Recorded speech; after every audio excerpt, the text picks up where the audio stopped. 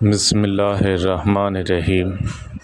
حضرت عبید اللہ بن مقسم کہتے ہیں، میں نے سیدنا عبداللہ بن عمر رضی اللہ تعالیٰ عنہما کو دیکھا کہ وہ رسول اللہ صلی اللہ علیہ وسلم کی نقل اتار رہے تھے۔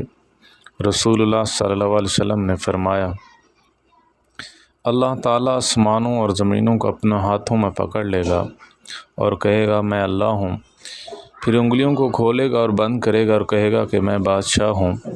پھر رسول اللہ صلی اللہ علیہ وسلم دائیں بائیں جھومنے لگ گئے، حتیٰ کہ میں نے دیکھا ممبر بھی ہچکولے کھانے لگا، اور مجھے یہ وہم ہونے لگا کہ یہ رسول اللہ صلی اللہ علیہ وسلم کو کہیں گرا نہ دے۔ حضرت ابو ہریرہ رضی اللہ تعالیٰ عنہ کہتے ہیں، رسول اللہ صلی اللہ علیہ وسلم نے فرمایا، جب تم میں سے کوئی کھانا کھائے تو اپنی انگلیوں کو چاٹ لے، کیونکہ وہ نہیں جانتا ان میں سے کس انگلی میں برکت ہے۔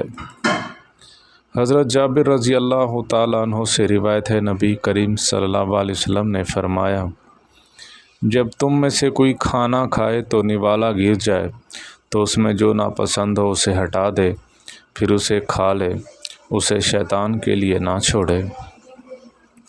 حضرت عبداللہ بن عباس رضی اللہ تعالیٰ عنہما سے روایت ہے، نبی کریم صلی اللہ علیہ وسلم نے فرمایا، برکت کھانے کے بیچ میں نازل ہوتی ہے، اس لیے تم لوگ اس کے کناروں سے کھاؤ، بیچ میں مت کھاؤ۔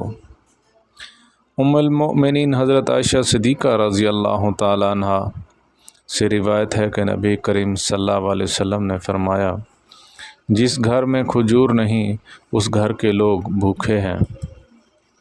حضرت انس بن مالک رضی اللہ تعالیٰ عنہ سے روایت ہے، نبی کریم صلی اللہ علیہ وسلم نے فرمایا، بے شک اللہ تعالیٰ اس بندے سے راضی ہوتا ہے جو ایک لقمہ کھاتا ہے یا ایک گھونٹ پیتا ہے تو اللہ تعالیٰ کی تعریف کرتا ہے۔